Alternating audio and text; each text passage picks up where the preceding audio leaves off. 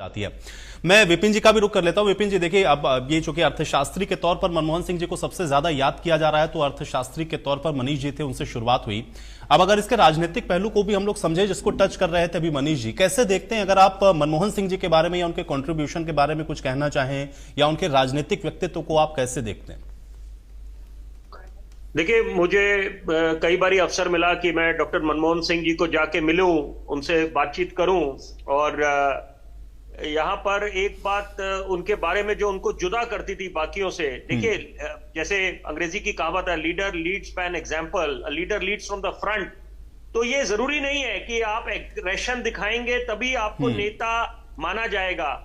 उनकी जो ह्यूमिलिटी थी वो उनको बाकियों से जुदा कर देता था। इनफैक्ट इसमें कोई दो राय नहीं है, कोई यहां पर बड़ा वरिष्ठ पैनल आपका बैठा हुआ है, वो इस बात से इत्तेफाक रखेंगे कि आज जो क्षति पूरे देश को हुई है, एक युग का अंत हुआ है, और उन जैसा एक महानुभाव बहुत कई सदियों बाद आते हैं, और आज निश्चित बात है बहुत दुख की घड़ी है।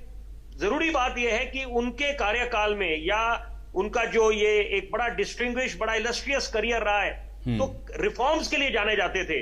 अर्थशास्त्री तो थे ही थे, बहुत बेहतरीन, मतलब इसमें कोई किसी तरह की कोई आशंका नहीं है कि यहां पर अगर उनको बोला जाए कि हिंदुस्तान के वो सबसे बड़े अर्थशास्त्री थे, क्योंकि जो रिफॉर्म्स लेके आए थे और जो उनके कार्यकाल रहे हैं, चाहे आरबीआई गवर्नर के समय प्लानिंग कमीशन में, और उसके बाद चीफ इकोनॉमिक एडवाइजर जो रहे, वित्त मंत्री रहे, तो यहां पर हर एक कार्यकाल उनका जो रहा है वो बड़ा इवेंटफुल रहा है, क्योंकि रिजल्ट ओरिएंटेड, और वो रिजल्ट्स के लिए जाने जाते थे। और कहावत भी है, action speak louder than words. महज बोलने से या आप सिर्फ भाषणबाजी करें, उससे वो काम नहीं आप सिद्ध कर पाते जो आप सही मायने में जो आप कार्य करते हैं। तो ये उस चीज के लिए जाने जाते हैं। आरटीआई की बात करें, राइट टू एजुकेशन की बात करें, मनरेगा जो जॉब गारंटी है। लेकिन जरूरी बात यह है, मैं चाहता हूं आज इस चर्चा में, क्योंकि एक बड़ा ये आज संवेदना सबको दिखानी है, और यहाँ कोई राजनीति का तो आज कोई ये बहस वाला मुद्दा ही नहीं है। तो यहाँ पर देखिए, जो यूपीए 1 और यूपीए 2 में काफी आलोचना का सामना करना पड़ा था, और यहाँ पर क्योंकि प्रधानमंत्री थे, और यहाँ पर जो आरोप लग रहे थे कि कई तरह के स्कैम्स हैं, तो यहाँ पर लेकिन एक बात तय है कि देश की जो आवाम है, देश की जो जनता है, उन्होंने कभी भी इस बात से इत्तेफाक नहीं रखा कि प्रधानमंत्री मनमोहन सिंह जी पे कोई भ्रष्टाचार के आरोप लगा सकता है।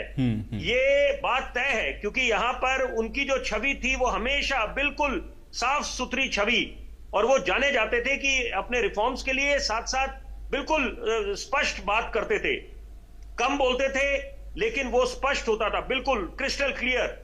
एक उनका कोई उसमें किसी तरह का कोई वैसी नहीं है कि उसके पीछे कोई दोहरा मतलब हो।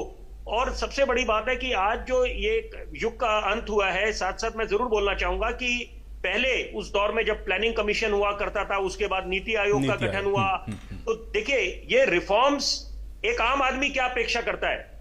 अगर हम राजनीतिक दृष्टिकोण से बात करें कि यहां पर आम आदमी अपेक्षा करता है कि रिफॉर्म्स हमारे नेता लेके आए, हमारे राजनीतिक दल लेके आए, हमारी सरकारें लेके आए। तो यहां पर एक बहुत अच्छी नींव रखी है डॉक्टर मनमोहन सिंह जी ने, और जिसकी एक अनोखी मिसाल कायम करी है, और जिसका सदियों से हिंदुस्तान को फायदा मिलेगा। और देखिए, राजनीति के लिए बेशुमार मुद्दे, एक दूसरे को घेरने के लिए, सरकार की खामियां उजागर करने के लिए, लेकिन कुछ मुद्दे जो जनमानस से जुड़े हैं, राष्ट्रहित से जुड़े हैं, तो वहां पर नेताओं से ये उम्मीद करी जाती है कि आप सकारात्मक बातें करें। और यही नहीं, बिल्कुल सही बात है विपिन जी। देखिए, व्यक्ति और व्यक्तित्व पर कोई प्रश्न नहीं है। ये जरूर हो सकता है कि आप सरकार जो उस समय चल रही थी, आप उस पर कोई क्वेश्चन मार्क खड़ा कर दो, और वो तो देखिए राजनीति है, वो होता रहता है, लेकिन व्यक्ति और व्यक्तित्व